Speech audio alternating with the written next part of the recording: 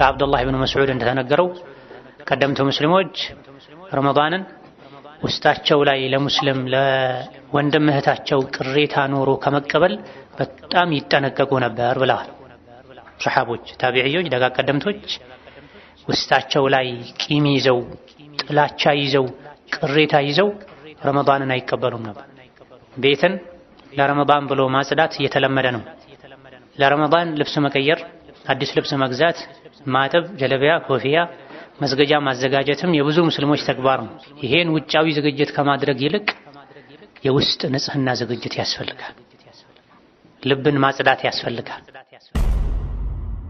ረመዳንን ስናገኘው ብዙ ሚሊዮኖች የታጨቁበት የተሞሉበት ሻንጣ ወርቅ ካዝና ቤታችን ከሚገባ እሱን ከምናገኝ የበለጠ ረመዳንን ማግኘት ሊያስደስተን ይገባል። ለምን ከተባለ ወይን ኩሉ ዛሊከ ለማ መታዑል ሐያቲ ዱንያ፣ ወርቁ ብሩ ጨርቁ የዱንያ መገልገያ ነው። ልብሱ ተለብሶ ያልቃል። ወርቁ ይሰረቃል፣ ይጠፋል፣ ይወረሳል። ምግቡ ተበልቶ ይሸናል።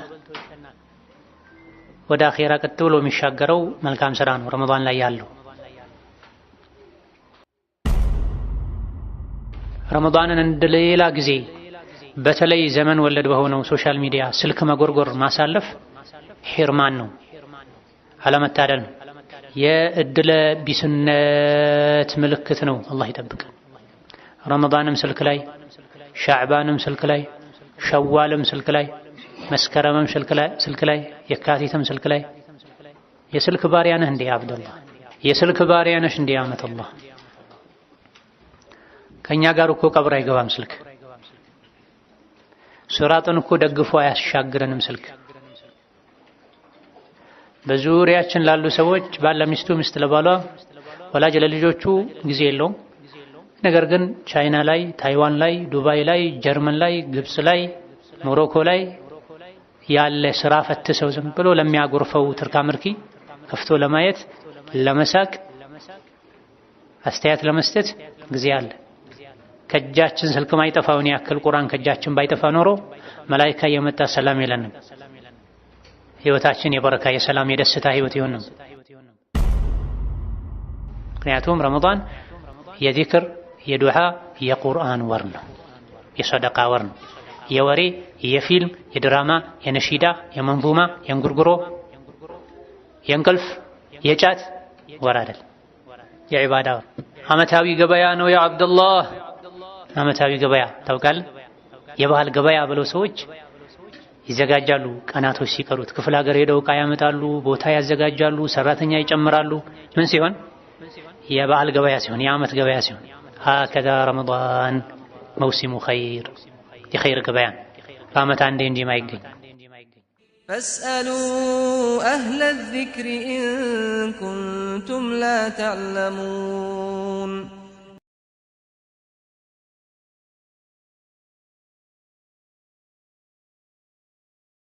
بسم الله الرحمن الرحيم الحمد لله رب العالمين وصلى الله وسلم وبارك على عبده ورسوله نبينا محمد وعلى آله وأصحابه والتابعين ومن اهتدى بهداه واتبع سنته إلى يوم الدين. أما بعد رأساتنا رمضانا انديت نقبلو يميل رأسنا يه بيامتو يمين نسا رأسنا أسفل لاقمنا مسلشة يلي لبت نبي عليه الصلاة والسلام يحج زي سيمتا صحابو تشاتشون سل حج يستمرون نب ገና መዲና እያሉ ወደ መካ ሳይጓዙ የሐጅን አህካም አስተምረዋል።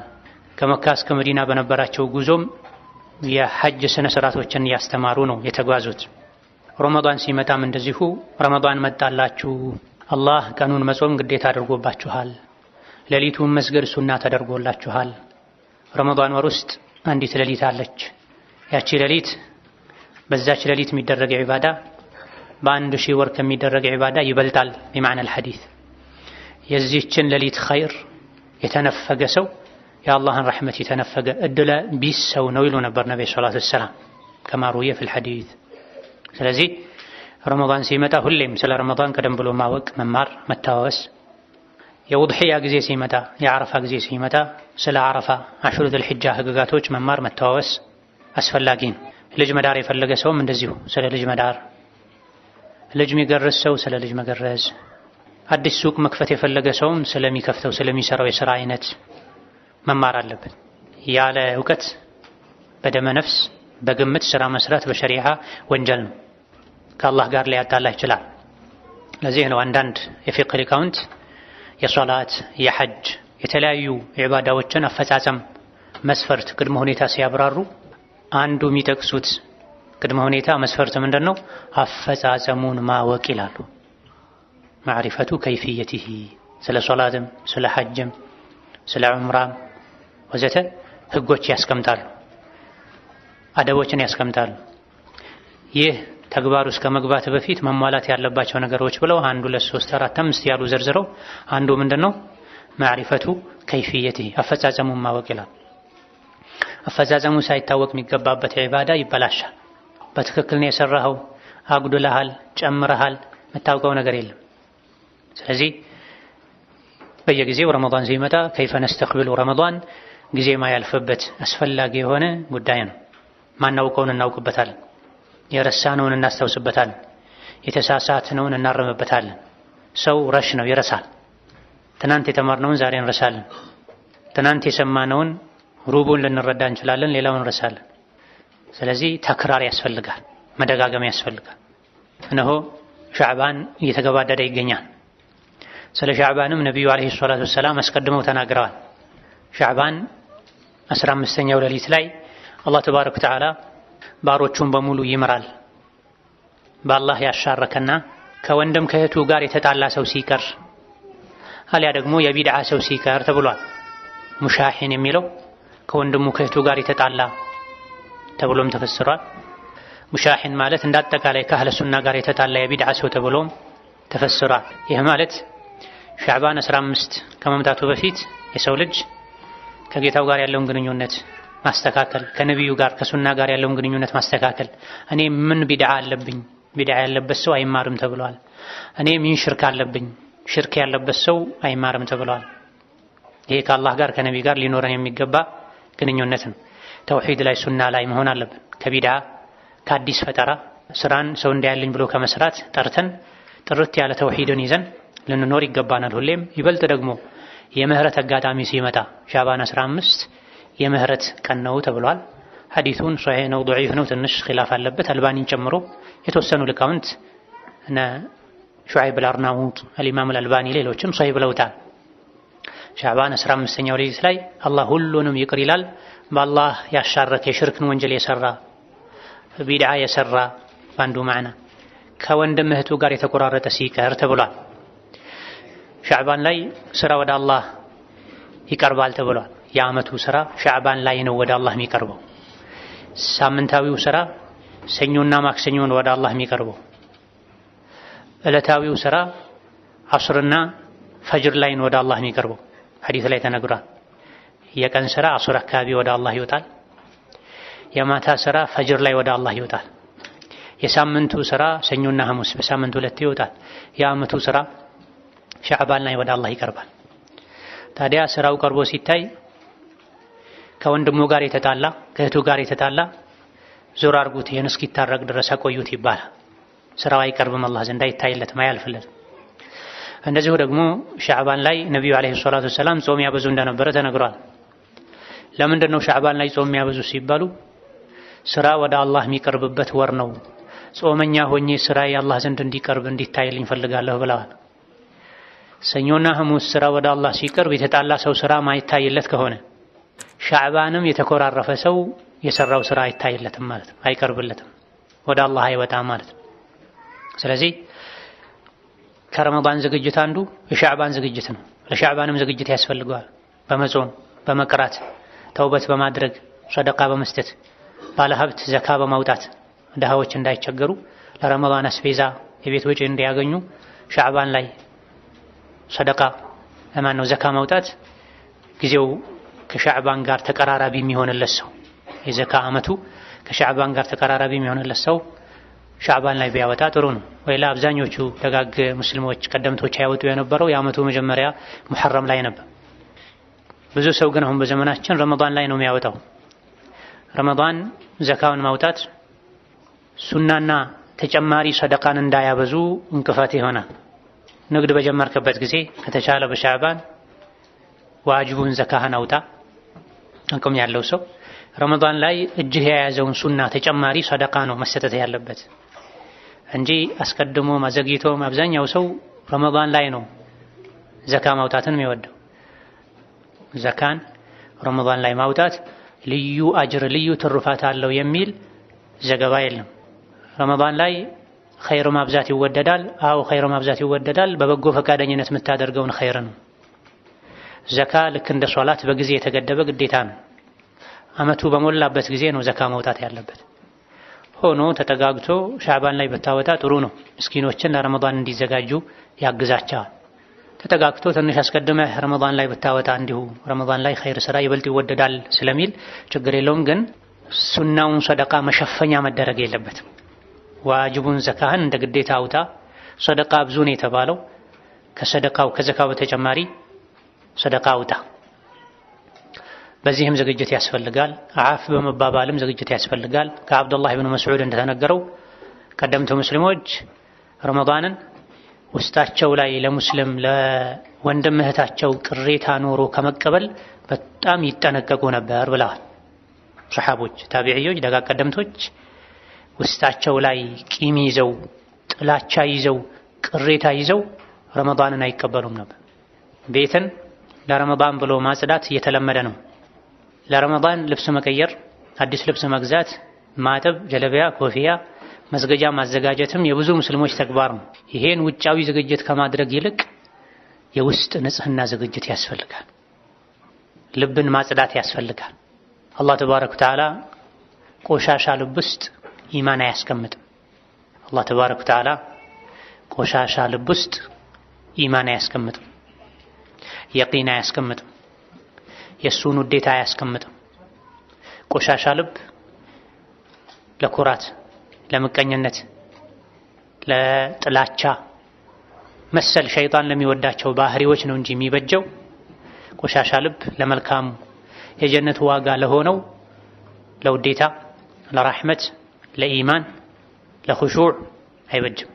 ስለዚህ ከረመዳን በፊት ቤት እንደሚጸዳው ልብስ እንደሚቀየረው ልብን መቀየር ማደስ ያስፈልጋል። የተጣሉትን ወንድም እህት መታረቅ፣ የተቆራረጡትን ዘመድ መቀጠል፣ ይሄን የእርስ በርስ ግንኙነት ደግሞ ከቤተሰብ መጀመር ያስፈልጋል። አንዳንድ የሚያሳዝን ባህሪ ያላቸው ሰዎች አሉ። ረመዳን መጥቷል ያሉ ለውጭ ሰው ቴክስት ያደርጋሉ፣ ይቅርታ አድርጉልኝ ይላሉ። ነገር ግን አጠገባቸው ያለች የበደሏት ባለቤታቸውን ይቅርታ አይጠይቁ፣ የበደሏቸው ወላጆቻቸውን ይቅርታ አይጠይቁ፣ ደሞዙን ከልክለው ያሰቃዩት ሰራተኛቸውን ይቅርታ አይጠይቁ። ከውጭ ነው የማስመሰል ህይወት። ይሄ መሆን የለበትም። ፈብዳ ቢመን ተዑል አልአቅረቡና አውላ ቢልማዕሩፍ። ሰደቃ ስትሰጥ ኃላፊነታቸው ካለብህ ሰዎች ጀምር፣ ከቤተሰብህ ጀምር፣ ከነፍስህ ጀምር፣ ከሚስትህ፣ ከልጅህ፣ ከእናትህ፣ ከአያቶች፣ ከአክስቶች እንዲህ ያልከቀጥል የሚሰጠው ሰደቃ ላይ መልካም ስነ ምግባርህም ቀድሞ ለቤተሰብህ ይድረስ። ለቤተሰብ እሾህ መሆን፣ ቀጋ መሆን፣ ድንጋይ መሆን፣ ለውጪ ሰው ደግሞ ማር፣ አልጋ፣ ሶፍት፣ ሐር መሆን ሙናፊቅነት ነው። የውጭን ሰው ላለማስቀየም መጣር፣ ካስቀየሙም ቶሎ ብሎ ይቅርታ አድርግልኝ አስከፋው አይደለ ማለት፣ ቤተሰብን ደግሞ ሁሌ ማስከፋት መግፋት አስመሳይነት ነው። ስለዚህ በርግጥ አመቱን ሙሉ ተቆራርጦ ኖሮ ረመዳን ሲመጣ ብቻ ያስቀየሙትንም ያላስቀየሙትንም የስሙኒ ቴክስት የላኩ አፈለኝ ረመዳን መጥቷል ማለት በዚህ መልኩ ቢድዓ ነው፣ መሆን የለበትም። ከሶስት ቀን በላይ ሙስሊምን ማኩረፍ የለበትም። ሆኖም ማቆየቱ ጥፋት ከመሆኑ ጋር ጥፋት ላይ ጥፋት መደረብ ስለሌለበት ቢያንስ ለረመዳን ይቅር መባባሉ ኸይር ነው። ይቅርታ የምትጠይቀው ያጠፋህበትን ያስቀየምሽውን ሰው መሆን አለበት እንጂ አም የሆነ ሪሳላ አውቄም ሳላውቅም አስከፍቼህ ሊሆን ስለሚችል አፍበለኝ ማለት ሰው ልቡ ሌላ ነገር እንዲጠረጥር ማድረግ ነው። አመቱን ሙሉ ስጋዬን ሲበላ ቆይቷል ማለት ነው። አመቱን ሙሉ ስታማኝ ቆይታለች ማለት ነው። ማለትን መጥፎ ጥርጣሬን ስለሚያመጣ በትክክል ያስቀየሙትን ሰው ይቅርታ አጥፍቻለሁ፣ በድዬሃለሁ፣ ይቅር በለኝ። የትዳር አጋሪ ሆይ፣ የልጆቼ እናት ሆይ ይቅር በኝ፣ አስከፍቼሻለሁ፣ ሐቅ አጉድያለሁ፣ ባሌ ሆይ ይቅር በለኝ፣ ልጄ ሆይ ይቅር በለኝ። ልጅም ከተበደለ ይቅርታ ይጠየቃል። ልጅ ብቻ ሳይሆን ወላጁን ይቅርታ መጠየቅ ያለበት፣ ወላጅም ልጁን ይቅርታ መጠየቅ አለበት። ከተሳሳተ መስሎኝ ነበር ልጄ ይቅርታ ማለት አለበት። በጣም በስቶ የአባትነቱን የእናትነቱን ክብር በማያሳጣ ልክ ወላጅ ካጠፋ ልጁን ልጄ ሆይ ይቅርታ እንዲህ መስሎኝ ነበረ ማለት አለ። የበለጠ ይቅርታ መጠየቅ ያለበት ልጅ ነው። ብዙ ጊዜ የሚበድለውም ልጅ ነው፣ የሚያጎድለውም ልጅ ነው፣ ወሰን የሚያልፈውም ልጅ ነው። ስለዚህ አንደኛው የረመዳን ዝግጅት ልብን ንጹህ በማድረግ መቀበል ነው፣ ውስጥን በማደስ መቀበል ነው። ሌላውና ትልቁ የረመዳን ዝግጅት በዕልም መዘጋጀት ነው። ስለሚመጣው የረመዳን እንግዳ የዒባዳ አጋጣሚ በቂ እውቀት መቅሰም ነው። ያለ እውቀት መጓዝ አስፈሪ መንገድ ላይ ድግድግ ጨለማ ላይ ያለ ባትሪ እንደመጓዝ ነው። ማታውቀው መንገድ ላይ ጉራንጉር መንገድ ላይ ጨለማ ላይ መጓዝ ከሚያስፈራው በላይ ያለ እውቀት መጓዝ ያስፈራል፣ ሊያስፈራ ይገባል። ሰዎች በማያውቁት መንገድ ሲጓዙ ዝም ብለው በግምት አይሄዱም፣ ይፈራሉ፣ ቆመው ይጠይቃሉ። ምክንያቱም ዝግ መንገድ ገጥሟቸው መውጫ ሊያጡ ይችላሉ። ወደ አውሬ መንጋጋ፣ ወደ ጫካ፣ ወደ ገደል የሚወስድ መንገድ ሊገቡ ይችላሉ። መንደር ላይ ሀገር ላይ ሲጓዙ ከእውቀት ጋር መጓዝ ከሚያስፈልገው በላይ ስለ ዲን፣ ስለ ሐጅ፣ ስለ ጾም፣ ስለ ጋብቻ ከመግባት በፊት አስቀድሞ ማወቅ ያስፈልጋል። ተዓለም ወለይሰ ዩለዱ አልመርኡ ዓሊመን ወለይሰ አኹ ዒልሚን ከመን ሁወ ጃሂሉ ወኢነ ከቢረ አልቀውሚ ላ ዒልመ ዒንደሁ ሰጊሩን ኢዘ ልተፈት ዐለይሂ አልመሓፊሉ። ተማሪ ማንም የተማረ አዋቂ ሆኖ አይወለድም። ተማሪ ያልተማረ ሰው ትልቅ ችግር ሲገጥመው ይዋረዳል፣ ግራ ይጋባል ተብሏል። ጾም የሚያፈርሱ ነገሮችን ማወቅ፣ ለጾመኛ የሚጠሉ ነገሮችን ማወቅ፣ የጾምን አጅር የሚቀንሱ ነገሮችን ማወቅ፣ ለጾመኛ አጅሩን ከፍ ያደርጋሉ የሚባሉ ነገሮችን ማወቅ። ከዛ በፊትም አርካኑ ሲያም የጾም አርካኖች፣ ማዕዘኖች፣ መሰረቶች የሚባሉ አሉ። እነዚህን ማወቅ ያስፈልጋል። ኒካህ ሲደረግ ምን ተሟልቶ ነው ኒካህ የሚደረገው? ዝሙት እንዳይሆን ህይወቴ ብሎ ሰው ተጨንቆ የኒካህ መስፈርት እንደሚያሟላው ሁሉ ከጾም በፊት የጾም ህግጋትን ማወቅ ያስፈልጋል። ካልሆነ ከምግብና ከመጠጥ መታቀብ፣ መራብና መጠማት ብቻ ይሆናል ማለት ነው። ከንቱ ልፋት። አላህ ይጠብቀን። ለዚህም ነው ነቢያችን አለይሂ ሰላቱ ወሰላም ምን ብለዋል? ስንትና ስንት የሚጾም ሰው አለ ከመጾሙ መራብና መጠማትን እንጂ ምንም የማያተርፍ። ስንትና ስንት የሚሰግድ አለ ከመስገዱ እንቅልፍ ማጣትና መድከም እንጂ ምንም አያተርፍ ብለዋል አለይሂ ሰላቱ ወሰላም። ማን ነው ጾሞም ከመራብና ከመጠማት ውጪ ምንም አያተርፈው? የጾም ህግጋትን አስቀድሞ ማያውቅ ሰው። የአቡ ሁረይራ ሐዲስ ላይ ቡኻሪ የዘገቡት አንዳችሁ ከጾመ ትርፍ ቃል እንዳይናገር፣ የብልግና ቃል እንዳይናገር፣ አንድ ሰው ቢሰድበው እንኳ የስድብ መልስ አይስጥ፣ እኔ ጾመኛ ነኝ ብሎ ይለፍ ብለዋል ነብዩ ሰለላሁ ዐለይሂ ወሰለም። ውሸትና ሐሜት ጾምን ያጠፋል ያሉ ዑለሞች አሉ።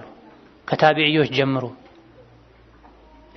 ኢብኑ ሐዝምን ጨምሮ ጾመኛ ሆኖ መዋሸት፣ ጾመኛ ሆኖ ማማት፣ በለንዳ አጠቃላይ ጾመኛ ሆኖ ከባኢር ዙኑብ ከበባድ ወንጀል መስራት ጾም ያፈርሳል ተብሏል። ሌሎችም የጾም ማሟያ፣ የጾም አጅር የሚያጎድሉ፣ ለጾመኛ የሚከለከሉ ወዘተ ህግጋቶች አሉ። ጾም እስከ መግባታችን በፊት ቀድመን ማወቅ አለብን። አንድ ሰው የንግድ ስራ መስራት ከፈለገ አሰራሩን፣ ሁኔታውን፣ አካሄዱን ሳያውቅ ብር ስላለው ብቻ ዘሎ ስራ ውስጥ አይገባም። ካልሆነ ይከስራል፣ ባዶ እጁን ይወጣል። ጾምም እንደዚህ ነው። በድፍረት ዝም ብለን ረመዳንን ልንገባ አይገባም፣ ወደ ረመዳን ልንገባ አይገባም። እንግዳ ሲመጣ ምን ይወዳል? ምን አይነት ምግብ ነው የሚስማማው? እንዴት ላስተናግደው? እንዴት ልግባባ ከሱ ጋር? የቱ ጋር ላስተኛው? ምን ላልብሰው? ለምሳ ምን ላቅርብ፣ ለራት ምን ላቅርብ ያሉ ቤተሰብ ይጨነቃል። ለሰው እንግዳ ትክክል ነው። በአላህና መጨረሻው ቀን የሚያምን ሰው እንግዳውን ያክብር ተብሏል። ነገር ግን ከዚህ በላይ የአላህን እንግዳ ማክበር ያስፈልጋል። ረመዳን የአላህ እንግዳ ነው። የእንግዳዎች ሁሉ እንግዳ ነው። ጥሩ አድርገን ከተቀበልነው አኺራ ላይ ይመሰክርልናል። ብዙ ኸይር ይዞልን ይመጣል። በረካ ሰጥቶን ይሄዳል። አላህ በውስጡ ብዙ በረካ አድርጓል። አያያዛችን አቀባበላችን ጥሩ ካልሆነ ደግሞ ይመሰክርብናል ሄዶ። ልክ ዱንያ ላይ ቤታችን የገባ እንግዳ ጥሩ አድርገን ይዘን ከሸኘነው በሄደበት ሁሉ ስለኛ ጥሩ እንደሚናገረው ዱዓ እንደሚያደርግልን ሁሉ እንግዳውን ካስቀየምነው ሐቁን ካጎደልንበት ረግሞ እንደሚሄደው ሁሉ ሐቅም አለው። በሸሪዓ የሰው ንብረት መውሰድ ከሚቻልበት አጋጣሚ አንዱ እንግዳ ሰው ቤት ገብቶ የእንግድነት ሐቁን ካልሰጡት ከንብረቱ መውሰድ ይችላል። እንግድነት ከገባበት ቤት ብትከለክለው ረግሞ ቢሄድ እርግማኑ ይጸናል። ታዲያ ረመዳንም እንደዚሁ እንግዳ ነው፣ ትልቅ እንግዳ። ረመዳንን ያከበረ አላህ ዘንድ ይከበራል። ረመዳንን የናቀ አላህ ዘንድ ይናቃል። ያዋረደው ይዋረዳል። በተከበረው ረመዳን ፊልም፣ ድራማ ማየት፣ ስልክ ጎርጉሮ ስሜት የሚቀሰቅስ ነገር ማድረግ የረመዳንን ክብር መንካት ነው። ረመዳንን መናቅ፣ በረመዳን ሰውን ማማት፣ ስጋ መብላት፣ የሰው ስጋ መብላት ረመዳንን መናቅ ነው። ኢማም አሕመድ በዘገቡት ሰነዱ ላይ ትንሽ ضعፍ ቢኖርበትም ነገር ግን ዑለሞች ዋዕዝ ነው ምክር ነው ይሰራበታል ባሉለት ሐዲስ ላይ ሁለት ሴቶችን አስመጥተው ነብዩ አለይሂ ሰላቱ ወሰላም ቀደም እኮ የሰው ስጋ በልታችኋል፣ ከሐላሉ ጾማችኋል፣ ከምግብ ከመጠጡ የሰው ስጋ በልታችሁ አፍጥራችኋል ብለዋቸው። የሰው ስጋ በልታችሁ አፍጥራችኋል ብለዋቸው። ረመዳንን ማክበር ይገባናል። እንድናከብረው ቀድመን ማወቅ አለብን። ማወቅ ያለብን ብዙ ነገሮች አሉ። የረመዳንን ክብር ማወቅ አለብን። የረመዳንን ህግጋት ማወቅ አለብን። ሐቆቹን ማወቅ አለብን። ጾም ከስንት ሰዓት ጀምሮ ስንት ሰዓት እንደሚያበቃ ማወቅ አለብን። ለጾመኛ የሚከለከሉ ነገሮችን፣ የሚወደዱ የሚጠሉ ነገሮችን ማወቅ አለብን። እንዲሁ አካላችንን ብቻ አሳምረን አይደለም ረመዳንን መጠበቅ ያለብን። በእውቀት በክብር በጉጉት ረመዳንን እንጠብቀው ይገባል። እንዲሁ ደስ ስለሚለን ከወላጅ ከአያት የያዝነው ልማድ ሆኖ ብቻ መጾም የለብንም። በየጊዜው አላህ የሚሰጠን እድል ነው። ስንትና ስንት አምና ካቻምና ከኛ ጋር የጾሙ ነበሩ፣ ዘንድሮ የሉም። ብዙዎቻችን የምናስታውሳቸው የቀበርናቸው ቀብራቸውን ልዘይር ብለን ብንሄድ ቀብሩ ተቀላቅሎ ሳር በቅሎበት የረሳ ነው ብዙ አለ። በቀሩ ቀኖችም ከኛ ወደ አኺራ መሄድ ይኖራል። ረመዳንን ጀምሮ ሳይጨርስ የሚሞት ይኖራል። ከም ኩንተ ተዕሪፉ ሚመን ሷመ ፊ ሰለፊን ሚን በይኒ አህሊን ወኢኽዋኒን ወጂራኒ አፍናሁም ልመውቱ ወስተብቃከ ባዕደሁሙ ፈማ አቅረበ ልቃሲ ምን ዳኒን። አምና ካቻምና ካንተ ጋር የጾሙ ዘመድ ጎረቤት ብዙ ታውቃለህ። ሞት ጨርሶ ወስዷቸዋል፣ አንተን አስቀርቶሃል። እነሱ ርቀው ቢሄዱም አንተ ከነሱ የመገናኘት እድልህ ወደ እነሱ የመሄድ እድልህ ሰፊ ነው ተብሏል። ስለዚህ እድል ነው ረመዳንን ስናገኘው ብዙ ሚሊዮኖች የታጨቁበት የተሞሉበት ሻንጣ ወርቅ ካዝና ቤታችን ከሚገባ እሱን ከምናገኝ የበለጠ ረመዳንን ማግኘት ሊያስደስተን ይገባል። ለምን ከተባለ ወይን ኩሉ ዛሊከ ለማ መታዑል ሐያቲ ዱንያ፣ ወርቁ ብሩ ጨርቁ የዱንያ መገልገያ ነው። ልብሱ ተለብሶ ያልቃል። ወርቁ ይሰረቃል፣ ይጠፋል፣ ይወረሳል። ምግቡ ተበልቶ ይሸናል። ወደ አኺራ ቀጥ ብሎ የሚሻገረው መልካም ስራ ነው ረመዳን ላይ ያለው። ይሄን ክብር ማወቅ በዕልም መዘጋጀት ይገባናል። እንደዚሁ ደግሞ ልብን የሚያረሰርሱ ልብን የሚያረጥቡ ምክሮችን በመስማትም ልብን ማዘጋጀት ያስፈልጋል። ልብ ይደርቃል፣ ይሞታልም ጭምር። ታዲያ ረመዳን ላይ የበለጠ ተጠቃሚ እንድንሆን ከረመዳን ቀደም ብለን ልብን የማርጠብ ስራ የማዘጋጀት ስራ መስራት አለብን። ትርፍ ንግግር መናገሩ፣ ትርፍ እይታ ማብዛቱ፣ ቀልቡ ከደረቀ ሰው ጋር መዋሉ፣ መግዛት መሸጥ ላይ ንግድ ላይ ተሰማርቶ ማሳለፉ፣ ገበያ ላይ በብዛት የሚሰማው መሐላ ውሸቱ፣ ማጭበርበሩ፣ ቤተሰብ ጋር መጨቃጨቁ፣ እነዚህ ሁሉ ተደማምረው የሰውን ልጅ ልብ አኺራ እንዲዘነጋ ያደርጉታል። ቀልብን ያደርጉታል፣ ያሳምሙታል፣ ሊገድሉትም ጭምር ይችላሉ። ታዲያ ረመዳን ውስጥ ከመግባታችን በፊት አመቱን ሙሉ ገፍላ የተጫጫነውን የተኛውን ልባችንን መቀስቀስ ያስፈልጋል። በምን? በመልካም ምክሮች ሕያው ማድረግ ያስፈልጋል። መሬት ሳይዘራበት በፊት ደጋግሞ ከታረሰ ነው ጥሩ ምርት የሚገኘው። ዝም ተብሎ አሻዋ ላይ ድንጋይ ላይ አይዘራም። ደረቅ መሬት ላይም ዝም ተብሎ አይዘራም። ያንዳንዶቻችን ልብ ደረቅ መሬት ነው፣ አላህ ይጠብቀን። ያንዳንዶቻችን አሻዋ ነው፣ ያንዳንዶቻችን ድንጋይ ነው፣ ያንዳንዶቻችን ከድንጋይም የባሰ ሊኖር ይችላል። ይሄን ያለው ማን ነው? አላህ ነው ያለው ሱረቱል በቀራ ላይ ثم قست قلوبكم من بعد ذلك فهي كالحجارة أو أشد قسوة ያወቃችሁ ብዙ ነገር በማጥፋታችሁ ምክንያት አኺራ የሥራ የምታገኙበት ጊዜ ይመጣል የተባላችሁ ጊዜው ረዝሞባችሁ ተዘናግታችሁ ቸላ ብላችሁ ቀልባችሁ ደረቀ። ምን አይነት አደራረግ? ከልሒጃራ ልክ እንደ ድንጋይ በል አው አሸዱ አው የሚለው ቢማዕና በል ተብሎም ተፈስሯል። ወይም እንደ ድንጋይ ሳይሆን እንደውም ከድንጋይ በላይ ቀልባችሁ ደረቀ። አንዴ የምትታኘክ የምትጎረስ የምታክለዋ ለስላሳዋ የሰው ልጅ ልብ ከኢማን ስትርቅ አኺራን ስትረሳ ከወንጀለኛ ጋር ስትውል ከድንጋይ የበለጠ ትደርቃለች ማለት ነው። ከድንጋይ የበለጠ ትደርቃለች። ምልክትም አለው የቀልብ መድረቅ። የቀልብ መድረቅ ምልክት አለው። ምክር ሲሰሙ አለመመከር፣ የቁርአን አንቀጽ ሲሰሙ አለመገሰጽ፣ ሞትን አስታውሶ ወንጀል አለማቆም፣ ቀብር ላይ ቆሞ መሳቅ፣ መጋፋት፣ መተቃቀፍ፣ ወንጀል ላይ ወንጀል የደራረቡ መስራት፣ የወንጀል ህመም አለመሰማት ውስጥ ላይ አጠፋሁ እኮ ከአላህ ተጣላሁ እኮ አኺራዬን የሚያበላሽብኝ ስራ ሰራሁ እኮ ብሎ አለመጨነቅ፣ ለኸይር ስራ አለመጓጓት፣ እነዚህ የቀልብ መድረቅ መበላሸት ምልክቶች ናቸው። አንድ ሰው ሲያመው የሚያሳየው ምልክት አለ። ሳምባ ምልክቱ እንደዚህ ነው፣ ኩላሊት ህመም ምልክቱ እንደዚህ ነው ተብሎ ምልክቱ ታውቆ ነው ወደ ሐኪም የሚኬደው። አንድ ሰው እኔ ቀልቤ ታሟልና ቀልቤን ላክመው ላድነው ይባል ዘንድ የልብ መድረቅ መታመም ምልክት ምንድነው ነው? እዛ አካባቢ አንስተን ነበር። ወንጀል ላይ ወንጀል ይደራርባል። ወንጀል ቢሰራም ምንም አይሰማው፣ ምንም አይመስለውም፣ አያስጨንቀውም። ጥሩ ብለሃል አንድ። እሺ ሌላ አህሰንት። ቁርአን ሲሰማ ምንም አይመስለውም፣ አያስተነትንም፣ አይገባውም፣ ለቁርአን ቦታ አይሰጥም። እሺ አባታችን አህሰንት።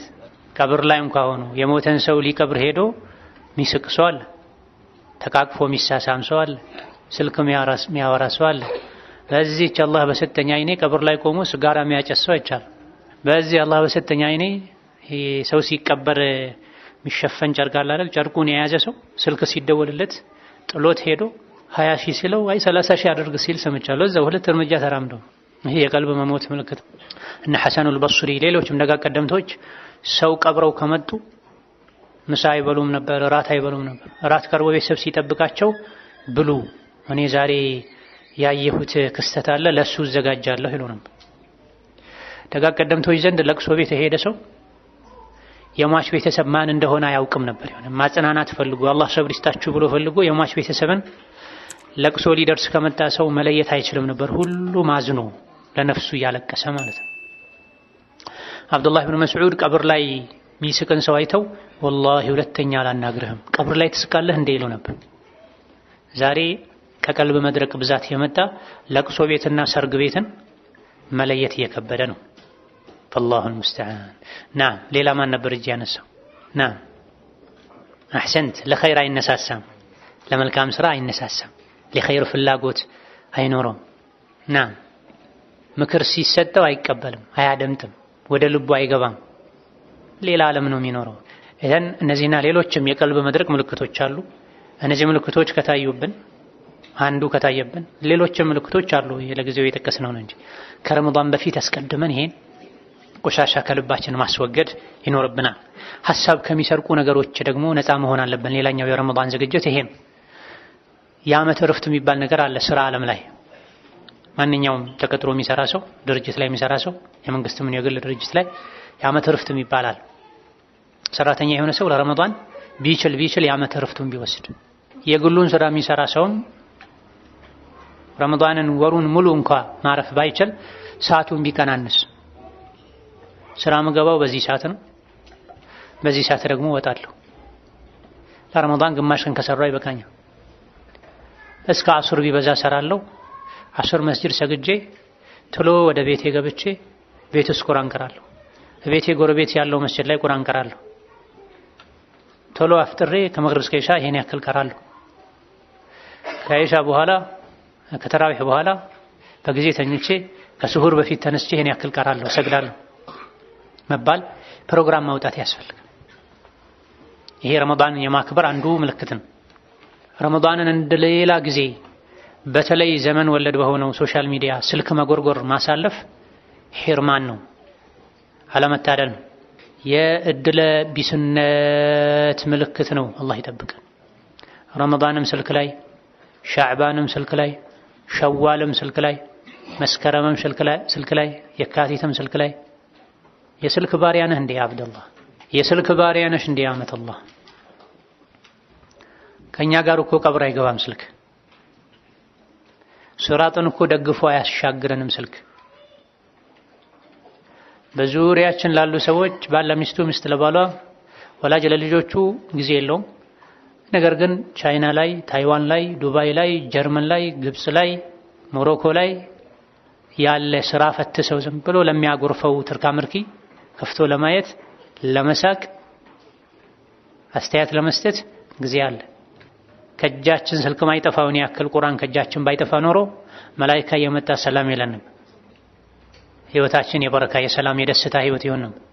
አብዛኛው ሰው በዘመናችን ደስታ አርቆታል፣ ሰላም አጥቷል። ሁከት ነው፣ ጭንቀት ነው፣ ረብሻ ነው፣ ጭቅጭቅ ነው፣ ድብርት ነው። ራሱን የሚያጠፋ ሰው የበዛ ነው።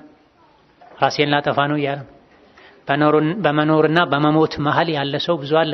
አንዱ ሰበቡ ምንድን ነው? ወመን አዕረض ዐን ዚክሪ ፈኢነ ለሁ መዒሸተን ضንካን። አዕረض ዐን ዚክሪ ማለት ቁርአንን ቸላ ያለ ማለት ነው። አዕረض ዐን ዚክሪ ማለት ሐላል ሐራምን ቸላ ያለ ማለት ነው። አዕረض ዐን ዚክሪ ማለት የጠዋትና ማታ ዚክር፣ ከሶላት በኋላ ያለ ዚክር፣ ሲተኛ የሚባል ዚክር ቸላ ያለ ማለት ነው። እንዳጠቃላይ ወመን አዕረض ዐን ዚክሪ ማለት ሸሪዓን ቸላ ያለ ማለት ነው። ምን ይሆናል? እነዚህን ቸላ ያለ ሰው ፈኢነ ለሁ መዒሸተን ضንካ፣ ጭንቀት፣ ውጥረት፣ ድብርት የተሞላበት ህይወት ይኖረዋል ዱንያ ላይ። ከቁርአን በራቀን ቁጥር፣ ከዚክር በራቀን ቁጥር፣ ከሸሪዓ በራቀን ቁጥር፣ ከዱዓ በራቀን ቁጥር፣ አላህን ባስቆጣን ቁጥር ልባችን ይጨናነቃል። ወደ ቁርአን በተጠጋን ቁጥር፣ ወደ ዚክር ወደ ዱዓ በተጠጋን ቁጥር፣ አምስት ወቅት ሶላትን በሰዓቱ ከፊት ከኋላ የሚሰገደውን ሱና፣ የማታ ሱና፣ የአዱሃ ሱና፣ የቤተሰብ ሐቅ መጠበቅ፣ ወላጆችን ማስደሰት፣ ለጎረቤት መልካም መሆን፣ ያገኙትን ሁሉ ሰላሙ አለይኩም ማለት፣ እጅ ከያዘችው ያወጡ ለሰው መስጠት ወዘተ መልካምነት ካለ ደግሞ ልብ ይሰፋል ከምድር በላይ ሰፊ እስኪሆን ድረስ። ኸይር ስራ ባበዛን ቁጥር ልባችን ይሰፋል፣ ስፋቱ ከምድር በላይ ሰፊ እስኪመስል ድረስ። ራሓ፣ ጡማእኒና፣ ሰኪና ይሰፍንበታል። በተቃራኒው ደግሞ አላህን ባስቆጣን ቁጥር፣ ከቁርአን በራቀን ቁጥር፣ ከሸሪዓ በራቀን ቁጥር፣ ከዚክር በራቀን ቁጥር ደግሞ ልብ ይጠባል። ከመርፌ ቀዳዳ፣ ኧረ እንደው ቀዳዳዋ ረጅም ነች፣ የመርፌ ጫፏ ወጋ ስታደርግ የምትበሳት አለች አይደል? ከዚያ የበለጠ ጠባብ እስኪሆን ድረስ የዓለም ተራራ እሱ ላይ የተጫኑበት እስኪመስለው ድረስ ልብ ይታፈናል። የዱከ አውከታ ወፉከ ነፈኻ ነው ነገሩ። እኛው ነው የዘራ ነው ይሄን ያመጣ ነው። ደስታን ከኛ የሚያርቀን ነገር ደስታ ያመጣል ብለን ከቁርአን ርቀን ስልክ ላይ፣ ከቁርአን ርቀን ፊልም ላይ፣ ከቁርአን ርቀን ወሬ ላይ፣ ከመስጂድ ርቀን ካፍቴሪያ ላይ፣ ከመስጂድ ርቀን አስፋልት ዳር ላይ፣ ከሐላል ሚስት ርቆ ዝሙት ላይ፣ ከሐላል ከስብ ርቆ ማጭበርበር ላይ፣ መዋሸት ላይ፣ ከመልካምነት ርቆ ማጭበርበር ላይ፣ ማታለል ላይ፣ መመቃኘት ላይ ከተሰማራ ሰው ልቡን ያጠበበው ራሱ ነው። ፈላ የሉመና ኢላ ነፍሰሁ። ስለዚህ ረመዳን ሳይመጣ በፊት ማድረግ ካለብን ዝግጅት አንዱ፣ ለረመዳን አቀባበል መደረግ ካለበት ነገር አንዱ ተፍሪጉል ቀልቢ ሚን ሸዋግሊሂ ነው። ልብን ቢዚ ከሚያደርጉ ልብን ከሚያጨናንቁ ነገሮች ልብን ነፃ ማድረግ ነው። ረመዳን ላይ ስልክ መቀነስ፣ ረመዳን ላይ ከሰው ጋር ያለን ግንኙነት መቀነስ። ኢማም ሻፊዒ፣ ኢማም አልቡኻሪ፣ ኢማም አቡ ሐኒፋ ሌሎችም ረመዳን ላይ 60 ጊዜ ቁርአን ያኸትሙ ነበር። ረመዳን ላይ 60 ጊዜ በቀን ስንቴ ማለት ነው? 2 ኢማም ሻፊዒ፣ አቡ ሐኒፋ፣ ኢማም አልቡኻሪ ወገይሩሁም الكثير የኢማሙ ማሊክ ልጅ ስትጠየቅ ኢማሙ ማሊክ ቤት ምን ይሰሩ ነበር ስትባል إذا دخل إلى البيت فتح المصحف ولم يكن له شغل غيره ኢማም ማሊክ ቤት ገቡ ቁርአን ገልጦ መቀመጥ ነው። ሌላ ስራ አልነበራቸው። ሐዲሱን ፊቅሁን ማስተማር ሁሉ ያቆሙ ነበር ደጋ ቀደምቶች ረመዳን ሲመጣ። ለምን? ወስሉል ኪታበ ወሰቢሕ ፊህ ሙጅተሂዳ ፈኢነሁ ሸህሩ ተስቢሕን ወቁርአኒ። ምክንያቱም ረመዳን የዚክር የዱዓ የቁርአን ወር ነው፣ የሰደቃ ወር ነው። የወሬ የፊልም የድራማ የነሺዳ የመንዙማ የእንጉርጉሮ የእንቅልፍ የጫት ወር አይደል፣ የዒባዳ ወር። ዓመታዊ ገበያ ነው ያ አብደላህ። ዓመታዊ ገበያ ታውቃለህ? የባህል ገበያ ብለው ሰዎች ይዘጋጃሉ። ቀናቶች ሲቀሩት ክፍለ ሀገር ሄደው ዕቃ ያመጣሉ፣ ቦታ ያዘጋጃሉ፣ ሰራተኛ ይጨምራሉ። ምን ሲሆን? የበዓል ገበያ ሲሆን፣ የዓመት ገበያ ሲሆን። ሀከዛ ረመዳን መውሲሙ ኸይር፣ የኸይር ገበያ በዓመት አንዴ እንጂ ማይገኝ። ከአንዳንድ ታቢዒዎች እንደተነገረው ሐዲስ ማስረጃ ባይኖረውም የታቢዒ ንግግር ነው። ረመዳን ላይ የሚሰገድ አንድ ሱና ሶላት ሌላ ጊዜ እንደሚሰገድ አንድ ፈርድ ሶላት ነው አጅሩ። ረመዳን ላይ የሚሰገድ አንድ ፈርድ ሶላት ሌላ ጊዜ እንደሚሰገድ ከረመዳን ውጪ እንደሚሰገድ 70 ፈርድ ሶላት ነው አጅሩ ከፍ ብሎ። ረመዳን ላይ አንድ ጊዜ የምትባል ሱብሃንአላህ በሌላ ጊዜ ከረመዳን ውጪ የሚባል ሱብሃንአላህ ነው ተብሎ። ይሄን አግኝቶ ማን ነው ተኝቶ የሚያደር? ስልክ የጎረጎረ የሚያሳልፍ፣ በወሬ የሚያሳልፍ፣ በጫት የሚያሳልፍ፣ በመንዙማ የሚያሳልፍ የሱዳን የሶማሌ የምናምን ጃሂልያ አምያ የጀልና ነው፣ ድንቁርና ነው። የዘመኑ ደግሞ ነሺዳ የሚባል አለ። የረመዳን ነሺዳ። ረመዳን የቁርአን ወር መሆን ሲገባው የነሺዳ ወር፣ የእንጉርጉሮ ወር፣ የመንዙማ ወር እንዲሆን የሚጠብቁ የረመዳን ነጋዴዎች አሉ። ሱቃቸውን አታሙቅላቸው፣ ገበያቸውን አታሙቅላቸው። እኔ ከቁርአን ውጪ ምንም አልፈልግም ይበቃኛል ቁርአን በላቸው። ቁርአን ያልመከረው ምንም አይመክረው። ነሺዳ፣ መንዙማ፣ እንጉርጉሮ ከሸሪዓ ጋር የሚጋጭ ነገር ከሌለው፣ ተወሱል ከሌለበት፣ የማይቻለው ተወሱል፣ እስቲጋታ ከሌለበት፣ የሴት ድምጽ ከሌለበት፣ ድቤ አብሮት ከሌለ፣ በአንድ ሰው ድምጽ የሚቀርብን ግጥም እንጉርጉሮ ብሰማ ችግር የለውም። ሳይበዛ ከቁርአን ሳያዘናጋ፣ በተለይ ከበድ ያለ ስራ ስትሰራ፣ ረጅም መንገድ ስትሄድ አልፎ አልፎ ብታደምጥ ችግር ላይኖረው ይችላል። የሴት ድምጽ ካለው፣ የሴት የሚመስል የህፃናት ድምጽ ካለው ከጀርባ ከታጀበ፣ ይሄ ማቃሰት ምናምን ካለው ከጴንጤ የተወሰደ የሚመስል ከሌሎች እምነት ተከታዮች ምንም አይለየውን ስመ ነሺዳ አታድምጥ፣ ሐራም ነው። የቁርአን ባላንጣና ጠላት ነው። ረመዳን ላይ ሲሆን ደግሞ የበለጠ ሞኝነት ነው። አንዲትን አንቀጽ ስትቀራ 10 አጅር ታገኛለህ። ቁርአኑን ስታደምጥ የአላህን ረሕመት ታገኛለህ፣ የልብ ሰላምን ታገኛለህ። ነሺዳና እንጉርጉሮ ሰምተህ በተለይ የዘፈን የሚመስለው ነርቭህን ከማዛባትና ከመወዛወዝ ከማቀንቀን ውጪ ምን ታደርጋለህ? ነሺዳ እያደመጠ ቁጭ ብሎ ማስታወሻ የሚይዝ ሰው አለ? ፊልም ያየ ድራማ ያየ ቁጭ ብሎ ማስታወሻ ይዞ ዓለም ይሆን ሰው አለ? የለም። ንግድ ነው ለሚሰሩት ሰዎች። አንተ ገበያውን አታሙቅ። ረመዳንን ከቁርአን ጋር እናሳልፍ። ከረመዳን በፊት ደግሞ ረመዳን ላይ ከቁርአን ጋር እንድናሳልፍ ዝግጅት እናድርግ። ቀደም ብለን ሙሐደራ እናድምጥ፣ ዱዓ እናድርግ፣ ተውበት እስትግፋር እናብዛ። ከሻዕባን የቻልነውን ያክል እንጹም። ነብዩ አለይሂ ሰላቱ ወሰላም ሻዕባን ላይ ጾም ያበዙ ነበር። ከ15 በኋላ መጾም አይቻልም የሚል ሐዲስ አለ። ትክክል አይደለም፣ ضعيف ነው። ረመዳን ነገ ነው ወይስ ከነገ ወዲያ የሚለው የጥርጣሬው ቀን እስኪደርስ ድረስ መጾም ትችላለህ። ከፊትም ጀምር ከመሃልም ጀምር፣ ችግር የለውም። የቻልከውን ያክል ጾም። ከኋላ ከግማሽ በኋላ ጀምሮ መጾም ይከለከላል ይጣላል የተባለው እንደው ሐዲሱም ሷሂህ ከሆነ በአንድ ተፍሲሩ ጾም ለሚያደክመው ሰው፣ ቀድሞ የለመደ ሰው ከመጀመሪያ የጀመረ ሰው ይለምደዋል፣ ለረመዳን አይደክመውም። ግን ለረመዳን ትንሽ ቀን ሲቀረው ሻዕባን ላይ ቢጀምር አንዳንድ ሰው ተፈጥሮ ደካማ ሆኖ ደክሞት ለረመዳን የሚደክም ከሆነ ነው ዞሮ ዞሮ ረመዳን ላይ መድከሙ አይቀርለትም። ይሄም ቢሆን አያዋጣም። ነገ ረመዳን ነገ ነው ከነገ ወዲያ የሚባለው የጥርጣሬው ቀን እስካልደረሰ ድረስ ሻዕባን የቻልከውን ያክል ጾም። 2 ቀን የጾም ከአንድ ቀን ብላ 3 ቀን ይጾም ከአንድ ቀን ብላ፣ 1 ቀን ይጾም ከአንድ ቀን ብላ፣ ብቻ ጾም አብዛ ልምምድ ይሆናል። ቁርአንም ሻዕባን ላይ ጀመረን ልንዘጋጅ ይገባናል። በተለይ ሴት እህቶቻችን ረመዳን ላይ ሳምቡሳው፣ ሾርባው፣ ጁሱ፣ ቤት ማጽዳቱ፣ ልጅ ማስተናገዱ ወዘተ አሁን ደግሞ አዳዲስ ነገሮችን መጥተዋል። ከአረቡ ከፈረንጁ የኮረጁ ዲሽ ላይ ያዩ ያን ቤት ላይ ለማሟላት ፍክክር ሆኗል። ረመዳን የምግብ ወር አይደለም ያ ኢባደላህ፣ ረመዳን የዒባዳ ወር ነው። እህቴ ሆይ ቤተሰብሽን ማስፈጠር ትልቅ ዒባዳ ነው። በንያ ስሪ፣ ግን በልክ ይሁን። ነጋ ኩሽና መግባት፣ መሸ አስፈጥሮ ኩሽና መግባት፣ ሱሑር ደረሰ ኩሽና መግባት፣ ሙሉን ኩሽና ማሳለፍ ስተት ነው።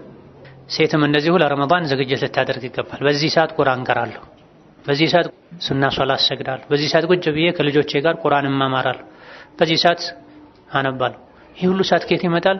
አለ ሞልቷል። ሰዓት አጠቃቀም ለመቻል ነው እንጂ በመጀመሪያ ደረጃ ሴት ልጅ ረመዳን የዒባዳ ወር መሆን ማወቅ አለባት። ወንዱም እንደዚሁ የሆድ ወር አይደለም። አንዳንድ ሰዎች ረመዳን ላይ ቦርጭ ያበቅላሉ።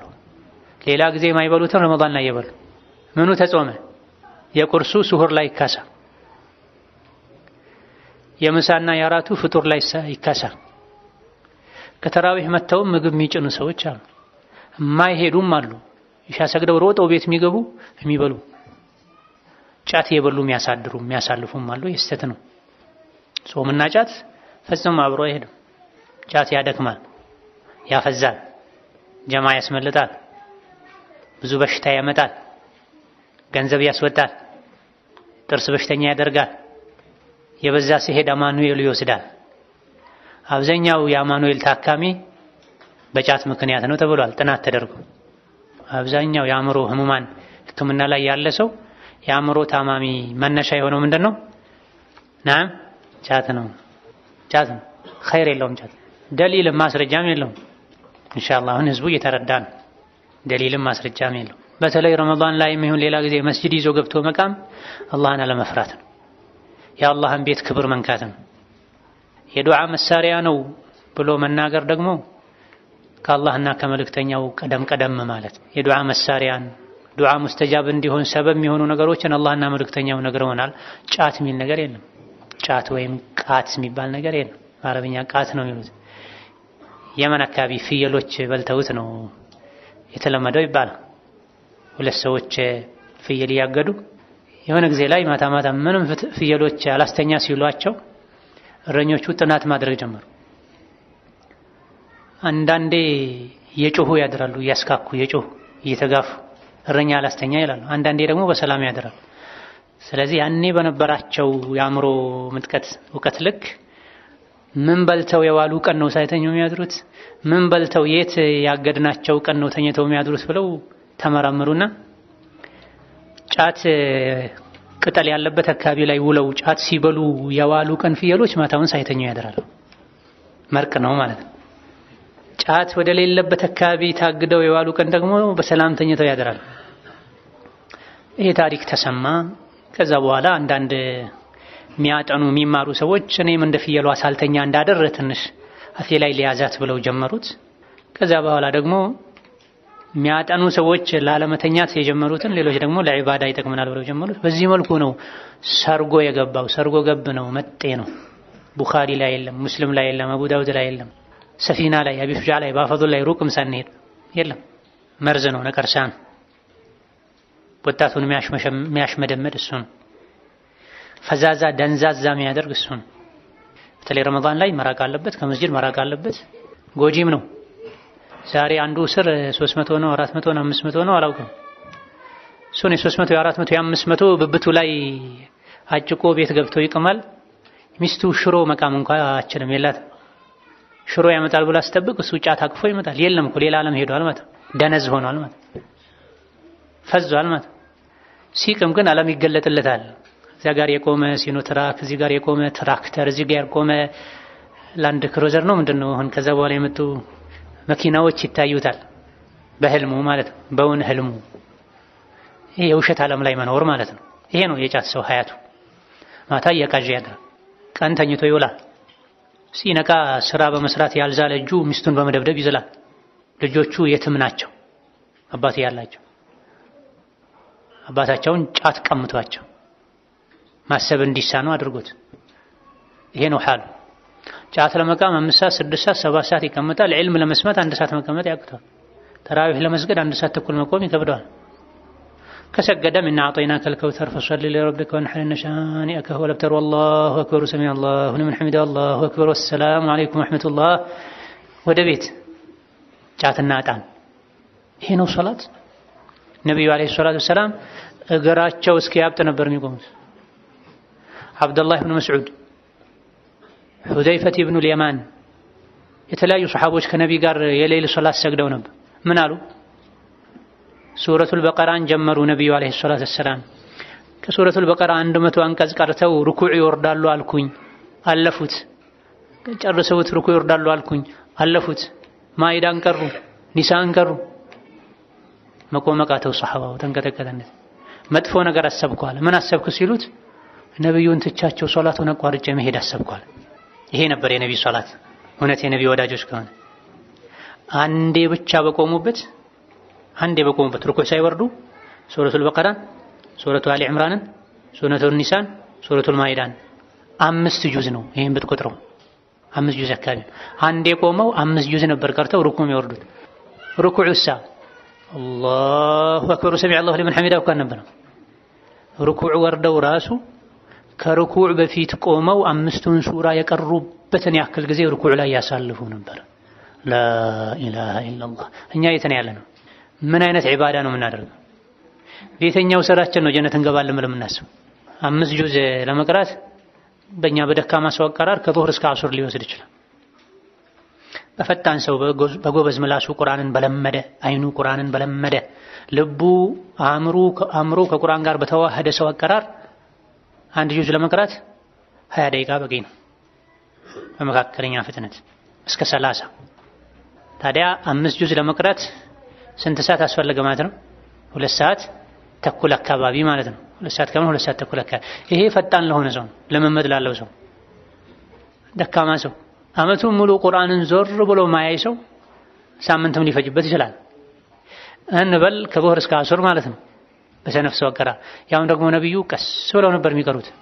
ኡሙ ሰለማ እንዳሉት የሙዱ መዳ አልሐምዱሊላሂ ረቢል ዓለሚን አርረሕማኒር ረሒም ማሊክ የውሚዲን እንዲህ ነበር የሚቀሩት። ሲቀሩ የሚሳበውን እየሳቡ ነው። እንደገና እያንዳንዱ አንቀጽ ላይ የቆሙ ነው የሚቀሩት። ስንት ሰዓት ሊወስድ ነው በዚህ አቀራር? ያን ያክል ጊዜ ይቆማሉ 5 ጁዝ ለመቅራት። እንደገና ሩኩዑ ላይ 5 ጁዝ ለመቅራት የቆሙትን ያክል ይቆያሉ። ከሩኩዑም ተነስተው ሩኩዑ ላይ ያሳለፉትን ያክል አካባቢ ጊዜ ይቆማሉ። ስጁድ ወርደውም እንደዚሁ። እዚህ ደረጃ እንኳን ባንዴ ባንደርስ ልምምድ ልናደርግ ይገባል። ረመዳን የምግብ ወር ለመሆኑን ማወቅ፣ ሴት ልጅ እየሰራችም ቢሆን ቁርአን ማዳመጥ፣ ዝክር ማለት፣ ልጆቿን አጠገቧ አስቀምጣ ቁርአን ማድመጥ፣ በስልክ ቁርአን ሙሐደራ ዳዕዋ ከፍታ ማዳመጥ፣ ልብን ንቁ የሚያደርጉ ነገሮችን ማድረግ። እንዳጠቃላይ ረመዳን የአላህ እንግዳ ነው፣ የተከበረ ወር ነው። ያከበረው ይከበራል፣ የናቀው ይናቃል። ያከበረው ይከበራል፣ የናቀው ይናቃል። ይሄን በማወቅ ዝግጅት ልናደርግ፣ ልናነብ፣ ልንጠይቅ፣ ልንማር፣ ተውበት ልናደርግ፣ የሰው ሐቅ ካለብን ልንመልስ፣ አላህ በሰላም ረመዳን እንዲያደርሰን ዱዓ ልናደርግ። ማድረሱ ብቻ ዋጋ የለውም፣ አድርሶንም ኸይር ስራ ለመስራት እንዲያበቃን። መስራቱ ብቻም ዋጋ የለውም፣ የሰራነውን ስራ እንዲቀበለን ዱዓ ልናደርግ ይገባናል። አላህ ተባረከ ወተዓላ የተቀሩ የሻዕባን ቀናቶችን በረካ ያደርግልን። በሰላም ረመዳንን የምናገኝ አላህ ያደርገን። ረመዳንን አላህ የሚወደውን ስራ በመስራት የምናሳልፍ አላህ ያደርገን። ረመዳን ላይ አግርቶልን የሰራናቸው ስራዎችንም አላህ ከሚቀበላቸው ባሮቹ ያደርገን። በተደጋጋሚ ረመዳንን በአማን በኢማን በሰላም ከሙሉ ቤተሰብ ጋር ከወዳጅ ጋር ምንጾም አላህ ያደርገን። የሞቱ ወላጆቻችንን አላህ ይማራቸው። የሞቱ ወላጆቻችንን አላህ ይማራቸው። ያሉትን አላህ ይጠብቃቸው። የታመሙትን አላህ ይፈውሳቸው። የተቸገሩን አላህ ከችግር ያውጣቸው። ላላገቡ አላህ መልካም ትዳር ይስጣቸው። ላገቡ አላህ መግባባትን መዋደድን አላህ ይስጣቸው። ሷሊህ ዝርያ ልጅም አላህ ይስጣቸው። የተወለዱ ልጆችን አላህ በረካ ያድርጋቸው፣ ያስተካክላቸው። ሀገራችንን አላህ ሰላም ያደርግልን። ሀገራችንን አላህ ሰላም ያደርግልን። ሀገራችንን አላህ ሰላም ያደርግልን። ሪዝቃችንን አላህ ሰፊ ያደርግልን። ሪዝቃችንን አላህ በረካ ያደርግልን። ሪዝቃችንን አላህ በረካ ያደርግልን። ጠቃሚ እውቀት ከመልካም ስራ ጋር አላህ ያድለን። በዱንያም በአኺራም አላህ መልካም ነገር ይስጠን። በዱንያም በአኺራም አላህ መልካም ነገር ይስጠን። ዛሬ መስጂድ ላይ እንደሰበሰበን ነገ ሲራጥን ተሻግረው በሰላም ጀነት ከሚገቡ ባሮቹ ያደርገን። እዚህ ቤቱ ላይ እንደሰበሰበን ነገ ጀነት ላይ ምንሰበሰብ ምንገናኝ አላህ ያደርገን። آمين. آخر دعوانا أن الحمد لله رب العالمين والسلام عليكم ورحمة الله وبركاته.